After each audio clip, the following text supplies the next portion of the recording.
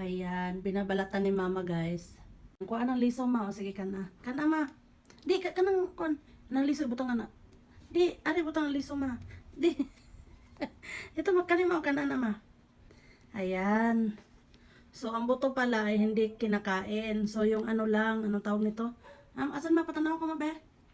Ayan, parang hindi ko kasi siya bet kainin guys kasi medyo malata siya. Tsaka parang ano, matamis siya. So, kay mama na lang ka na ma. Tsaka bihira lang din naman to. Pero hindi ko siya bet kainin. So, ayan. Alam niyo ba guys na tinapon ko na to? So, nabasa ko lang yung mga comment ninyo guys na ito ay maganda at masustansya. So, ayan, pinakain ko na lang kay mama. Lami, ma? Ha? Masarap? Ha? Masarap? Masarap? Ha? Ah. Ay, tumango naman si mama. Masarap daw eh. Siya na lang yung kakain, guys. So, ayan, thank you po sa mga nag-comment.